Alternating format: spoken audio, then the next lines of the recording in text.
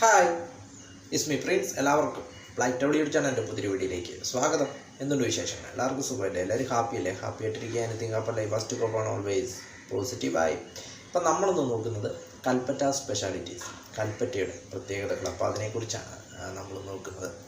വയനാട് ജില്ലയിലെ ഒരു പ്രധാനപ്പെട്ട നഗരവും ഒരു മുനിസിപ്പാലിറ്റിയും അതോടൊപ്പം വയനാട് ജില്ലയുടെ ആസ്ഥാനം കൂടിയാണ് കൽപ്പറ്റ എന്നത്. ഇവിടുത്തെ ടോട്ടൽ ഏരിയ എന്ന് പറയുന്നത് 40.74 കിലോമീറ്റർ സ്ക്വയറാണ്. ഇവിടുത്തെ പോപ്പുലേഷൻ എന്ന് പറയുന്നത് 31,586 ഇവിടുത്തെ പോപ്പുലേഷൻ എന്ന് പറയുന്നത്. കാപ്പിത്തോട്ടങ്ങളും തേയിലത്തോട്ടങ്ങളും മലനിരകളും കൊണ്ട് മനോഹരമായൊരു പ്രദേശമാണ് കൽപ്പറ്റ എന്നത്. അതുകൊണ്ട് തന്നെ ജില്ലയുടെ പ്രധാനപ്പെട്ട ഒരു ടൂറിസ്റ്റ് കേന്ദ്രം കൂടിയാണ്, അല്ലെങ്കിൽ ടൂറിസ്റ്റുകളെ ഒരുപാട് ആകർഷിക്കുന്നൊരു സ്ഥലം കൂടിയാണ് കൽപ്പറ്റ എന്ന് പറയാം. ജില്ലയുടെ സെൻട്രലിലായതുകൊണ്ട് തന്നെ വളരെ തിരക്ക് പിടിച്ച ഒരു നഗരമാണ് കൽപ്പറ്റ, വയനാടിൻ്റെ ജില്ലാ ആസ്ഥാനം. കൽപ്പറ്റയുടെ ചരിത്രം നോക്കുമ്പോൾ കൽപ്പറ്റയ്ക്ക് ഈ പേര് വരുവാനായിട്ടുള്ള കാരണം പണ്ട് കാലത്ത് കർണാടകയിൽ നിന്ന് കുടിയേറിയ ജൈനനിവാസികൾ ആയിരുന്നു ഇവിടെ താമസിച്ചിരുന്നത്.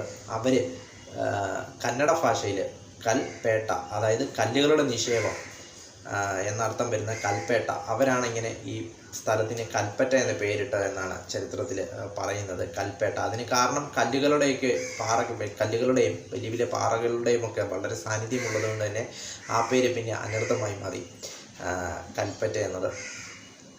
പിന്നീട് സാമൂതിരി രാജവംശത്തിൻ്റെ കീഴിലായിരുന്നു. പിന്നീട് അവരുടെ കയ്യിൽ നിന്നും ടിപ്പു സുൽത്താൻ്റെ കീഴിലായി. മൈസൂരിലെ രാജവംശം ടിപ്പു സുൽത്താൻ്റെ കീഴിലായി. പിന്നീട് അവരുടെ കയ്യിൽ നിന്നും ബ്രിട്ടീഷുകാരുടെ കൈകളിലായി കൽപ്പറ്റ. വയനാട്ടിൽ ഇന്ത്യൻ സ്വാതന്ത്ര്യ സമരം വയനാട്ടിൽ ആദ്യമായി ആരംഭിക്കുന്ന കൽപ്പറ്റയിലാണ്, 1921. അപ്പോൾ അതിൻ്റെ ഭാഗമായിട്ട് 1934 ജനുവരി 14 മഹാത്മാഗാന്ധി കൽപ്പറ്റ സന്ദർശിച്ചിട്ടുണ്ട്. 1934 ജനുവരി 14.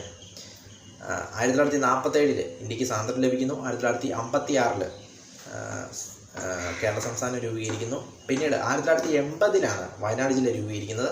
1980 നവംബർ 1 വയനാട് ജില്ല രൂപീകരിച്ചപ്പോൾ കൽപ്പറ്റ ആസ്ഥാനമായിട്ട് തിരഞ്ഞെടുത്തു.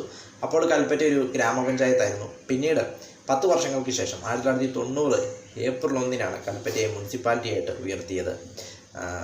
കോഴിക്കോട് നിന്നും 72 കിലോമീറ്ററും മൈസൂരിൽ നിന്നും 137 കിലോമീറ്ററും മാനന്തവാടിയിൽ നിന്നും 30 കിലോമീറ്ററും സുൽത്താൻ ബത്തേരിയിൽ നിന്നും 23 കിലോമീറ്ററും താമരശ്ശേരിയിൽ നിന്നും 47 കിലോമീറ്ററുമാണ് ഇവിടേക്കുള്ള ദൂരമെന്ന് പറയുന്നത്. വീഡിയോ ഇഷ്ടപ്പെട്ടാൽ ലൈക്ക് ചെയ്യുക, ഷെയർ ചെയ്യുക, കമൻറ്റ് ചെയ്യുക, സബ്സ്ക്രൈബ് ചെയ്യുക. വീണ്ടും പുതിയ വീഡിയോ കാണാം. അതുവരെയും ടേക്ക് കെയർ, ബൈ.